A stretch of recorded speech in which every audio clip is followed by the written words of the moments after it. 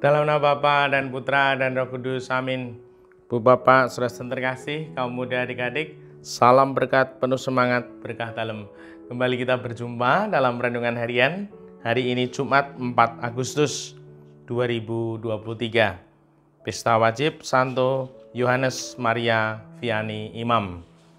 Kita akan mengambil dari Injil Matius bab 13 ayat 54 sampai 58. Pada suatu hari Yesus kembali ke tempat asalnya.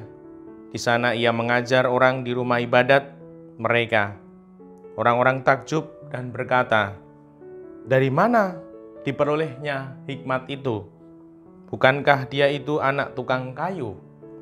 Bukankah ibunya bernama Maria dan saudara-saudaranya Yakobus, Yusuf, Simon, dan Yudas? Dari mana diperolehnya semuanya itu?"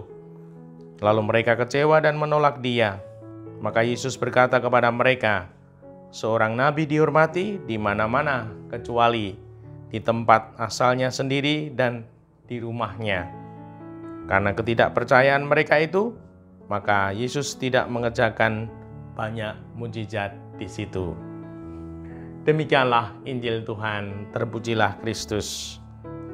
Ibu, Bapak, saudara terkasih, suatu hal yang sungguh terjadi di mana ketika bersatu dengan Tuhan, Tuhanlah yang berkarya. Begitu pula digambarkan di sini. Dari mana diperolehnya hikmat itu? Bukankah ia anak tukang kayu? Ketika Tuhan bersatu dengan kita, kita hidup di dalam Tuhan, maka Tuhanlah yang berkarya di dalam hidup kita. Dan ini juga menjadi gambaran di peringatan Santo Yohanes Maria Vianney, seorang imam yang sederhana. Orang Jawa mengatakan prasojo, dan sejarah hidupnya pun bukan menjadi pribadi yang brilian cerdas. Maka kemudian ditempatkan di tempat yang kecil, pelosok.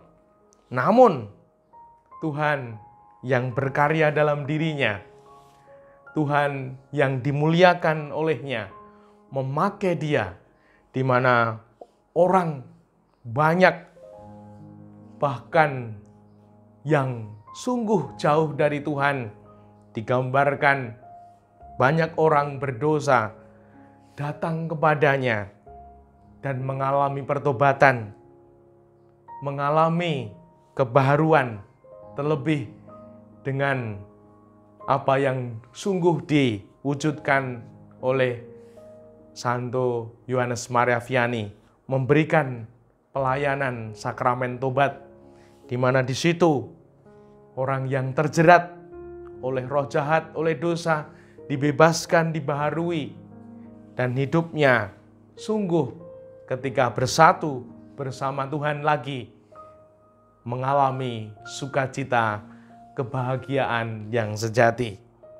Dan semoga kita juga menghayati ini, di mana ketika kita mau bersatu dengan Tuhan, apalagi berubah, bertobat, maka kita bersatu dengan Allah, dan Allah akan menuntun. Orang Jawa mengatakan ngagem, kerso ngagem. Ketika Allah berkenan memakai kita, kita yang lemah bahkan berdosa ini akan menjadi berkah, akan berbuah, dan semoga ini menjadi rumus hidup kita untuk selalu bersatu dan bersama Tuhan di dalam kehidupan ini.